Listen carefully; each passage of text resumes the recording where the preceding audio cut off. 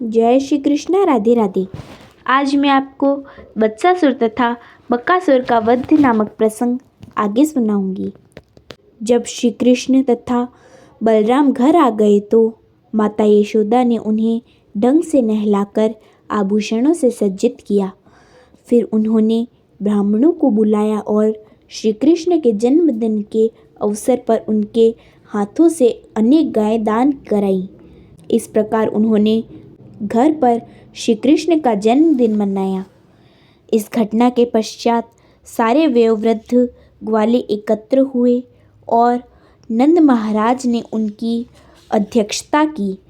सबों ने मिलकर परामर्श दिया कि असुरों के कारण महावन में होने वाले उत्पातों को किस प्रकार रोका जाए।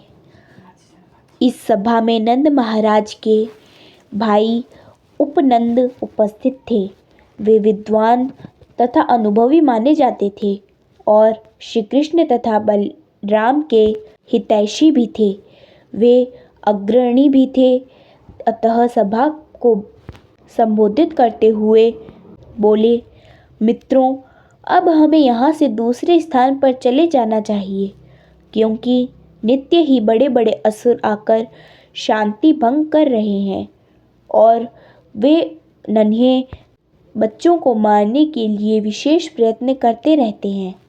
जरा पूतना और श्री कृष्ण के विषय में सोचिए। यह केवल भगवान श्री हरि की कृपा थी कि श्री कृष्ण इतनी बड़ी असुरनी के हाथ से बच गए।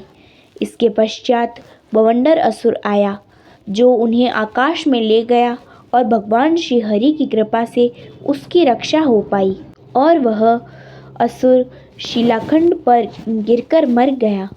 हाल ही में यह बालक दो वृक्षों के मध्य खेल रहा था कि अकस्मात दोनों वृक्ष धमाके से गिर पड़े। फिर भी इस बालक को चोट नहीं आई। अतः भगवान श्री हरि ने पुनः उसकी रक्षा की।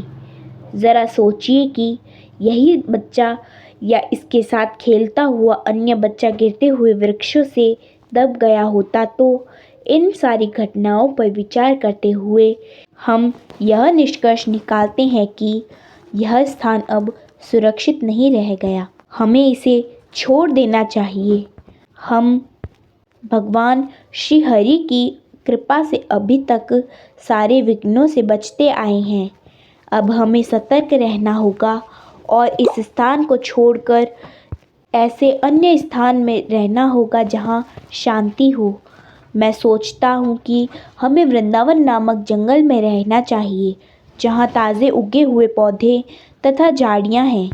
यह हमारी गायों के लिए अत्युत्तम चारागाह होगा। हम हमारे परिवार, गोपियाँ तथा उनके बच्चे सभी वहाँ अत्यंत शांतिपूर्वक रह सकेंगे।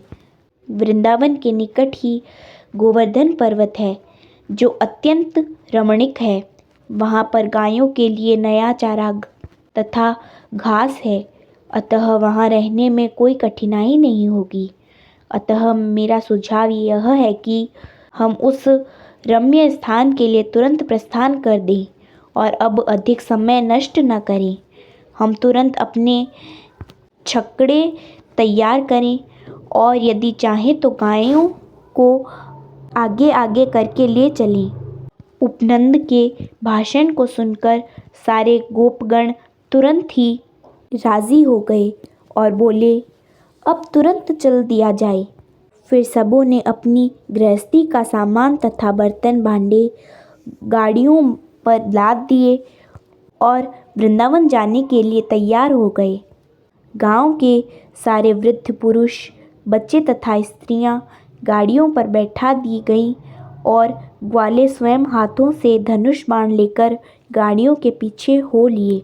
सारी गायें तथा उनके बछड़े और सांड आगे कर लिए गए और पुरुषों ने धनुष बाण से सज्जित हो इन झुंडों और बैलगाड़ियों को चारों ओर से घेर लिया। वे अपने सींग तथा तुरही बजाने लगे। इस प्रकार घोर शब्द के साथ वे वृंदावन के लिए चल पड़े और ब्रज की बालाओं का भला कौन वर्णन कर सकता है। वे सब गाड़ियों पर बैठी, वे महंगी से महंगी साड़ियाँ पहनी थीं और आभूषणों से सज्जित थीं। वे सदा की भांति श्री कृष्ण की लीलाओं का जाप करने लगीं। माता यशोदा तथा रोहिणी पृथक पृथक बैलगाड़ियों पर सवार थीं और श्री कृष्ण तथा बलराम उनकी गोद में थे। माता यशोदा तथा रोहिणी छकड़ों पर सवार थीं। वे श्री कृष्ण तथा बलराम से बातें करती जा रही थीं और इन बातों का आनंद लेती हुई परम सुंदर लग रही थीं। आगे का प्रसंग मैं आपको अगले भाग में सुनाऊंगी। जय श्री कृष्ण। राधे राधे।